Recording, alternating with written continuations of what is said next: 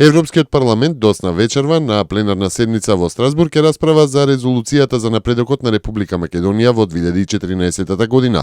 Во резолуцијата подготвена од известувачот за Македонија, словеничкиот европратеник Иво Вајгл, уште еднаш се бара од Советот на Европската унија да донесе одлука за почеток на преговорите за членство на Македонија.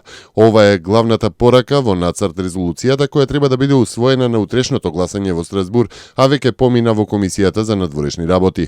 Во резолуцијата јасно се вели дека Советот на Европската унија поради нерешениот проблем со Грција околу името ја спречува земјата да напредува во процесот на членството. Пратениците сметаат дека проблемот со името не треба да го спречува отворањето на преговорите, туку да биде решен пред крајот на преговорите за членство и влегувањето на Македонија во Европската унија.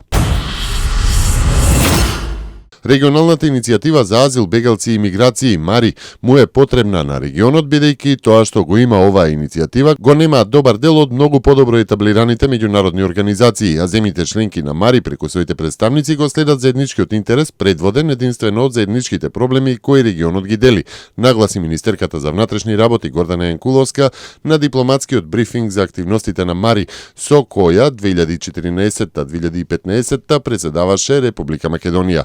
Јанкуловска нагласи дека стратешка определба на владата останува членството во Европската унија и во НАТО, а европската перспектива подлече е единствената опција за сите земји од регионот. Општина Старо Нагоричане со 2 машини ги расчистува патиштата завејани од снег кои водат од село Арбанашко кон повисоките планински села Малотино, Цветишница, Мгленце, Жегляне и Длабочица.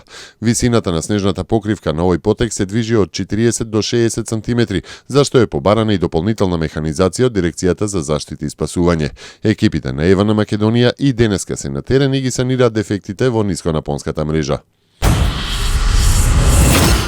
Авиокомпанијата Визар најави дека од 14 јуни два пати неделно, во среда и во недела, од Охридскиот аеродром ќе има лет до лондонскиот аеродром Лутон, Велика Британија. Со новата услуга Охрид Лондон, Визар во моментов нуди вкупно 21 линија до 9 земји од двата македонски аеродроми, Скопје и Охрид. Според шефот на германската дипломатија Франк Валтер Штајнмајер, не е на повидок решавање на украинската криза и оти на Украина ќе биде потребна значајна помош заради лошата економија. Патот под кој одиме најверојатно представува прв чекон кон смирување на ситуацијата, но сите знаеме дека сме многу далеко од решение. Покрај тоа, повторно морам да укажам на финансиските ветувања кои ги дадовме на Украина, имајќи ја предвид тешката ситуација на нејзината економија, посочи Штајнмајер за време на посетата на Бугарија.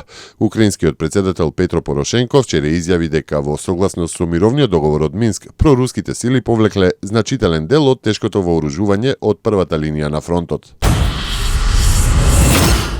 Москва бара од Брисел да ја појасни што се подразбира под војска на Европската унија, изјави заменик министерот за надворешни работи на Русија Алексеј Мешков, одговарајќи на прашање на агенцијата ТАС во врска со соопштението на председателот на Европската комисија Жан-Клод Јункер за формирање на заедничките европски вооружени сили.